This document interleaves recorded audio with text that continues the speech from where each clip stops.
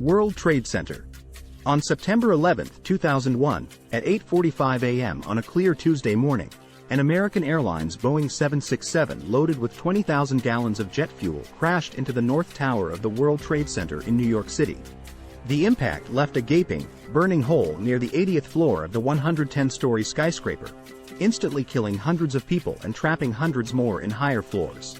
As the evacuation of the tower and its twin got underway, television cameras broadcasted live images of what initially appeared to be a freak accident. Then, 18 minutes after the first plane hit, a second Boeing 767, United Airlines Flight 175, appeared out of the sky, turned sharply toward the World Trade Center and sliced into the South Tower near the 60th floor. The collision caused a massive explosion that showered burning debris over surrounding buildings and onto the streets below. It immediately became clear that America was under attack. Osama bin Laden.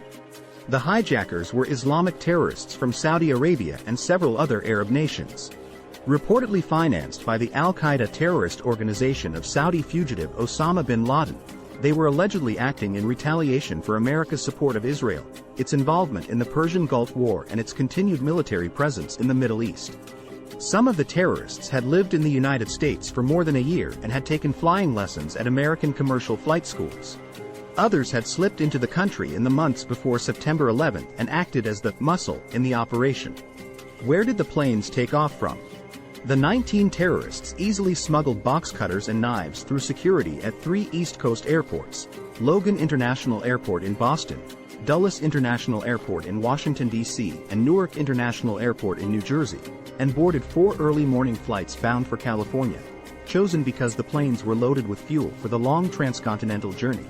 Soon after takeoff, the terrorists commandeered the 4 planes and took the controls, transforming ordinary passenger jets into guided missiles. The attackers hijacked 4 commercial airplanes. 2 of these planes were flown into the Twin Towers of the World Trade Center in New York City. These towers were large buildings with offices and businesses. The impact of the planes caused the towers to collapse, resulting in a devastating loss of life and extensive damage to the surrounding area. Another hijacked plane was flown into the Pentagon, which is the headquarters of the United States Department of Defense located in Arlington, Virginia. This attack caused significant damage to the building. The 4th plane, United Airlines Flight 93, was also hijacked, but the passengers on board fought back against the hijackers. As a result, the plane crashed into a field in Pennsylvania instead of its intended target, which is believed to have been either the United States Capitol or the White House. The brave actions of the passengers prevented further loss of life. A total of 2,996 people were killed in the 9/11 attacks, including the 19 terrorist hijackers aboard the 4 airplanes. Citizens of 78 countries died in New York, Washington, D.C., and Pennsylvania. At the World Trade Center, 2,763 died after the 2 planes slammed into the Twin Towers.